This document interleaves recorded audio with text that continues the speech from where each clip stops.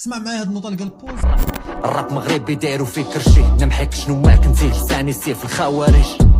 لساني سيف الخوارج. علاش بول شبه لسانو بالخوارج وشكون هما هاد الخوارج وعلاش حلينا هاد الموضوع اصلا؟ لايك وفولو باش يوصلوك الفيديوهات الجايين. تخيل معايا في واحد الفتره قديمه ديال التاريخ الاسلامي كانوا واحد الجماعه سميتهم الخوارج، واللي بانوا في القرن الاول الهجري وكانوا معروفين غير بجوج ديال الحوايج اساسيين، متشدين في افكارهم وارائهم وما تيقبلوش النقاش، وكانوا فصحاء في كلامهم وتيعرفوا يوصلوا كلامهم بشكل حاد وحاد ديال بصح. ها بدات كتوضح الامور ياك، وتامل معايا شنو هي السويتش اللي غيدير بوز لكلمه الخوارج. بوز فلو في الديستراك قال لساني لسان الخوارج، فيعني غالبا لعب على جوج ديال المعاني. شبه قوه كلماته في الراب بقوه سيف الخوارج، يعني كلامه قاطع وحاد بحال السيف، زائد كيشير للفصاحه وقدرته على استخدام اللغه بشكل دقيق بحال الخوارج اللي كانوا معروفين بهذا الشيء. يعني بمعنى اخر بوست يقول انا في الراب كلامي قاطع بحال السيف وفصاحتي في اللغه بحال الخوارج. فالحاجه اللي اثيرتني باش جبدنا هذا الموضوع وهو التشبيه اللي دار بوست فلو راه هربان بزاف. علاش؟ لانه بابداع دار واحد المفارقه اللي واعره، واللي هي ان الخوارج استخدموا قوه كلامهم للدفاع عن الافكار المتشدده، بينما ان بوست استخدم نفس القوه ديال الكلام واستخدمهم كريفيرونس ولكن لتعبير فني ابداعي، وقدر بكلمه لساني سيف الخوارج يحول كلمه ذات اداه ايديولوجيه لاداه فنيه وعكس دور هذيك الكلمه في الثقافه ديالنا. فكيف جاكم هذا الشرح؟ واش نحبسوا ولا نزيدوا؟ ما تنساش لايك وفولو وخلوا لنا الراي ديالكم. فين هو غادي هذا راسادي، هذا سميتو الراب فاك تماثيل قديم ولا بادي،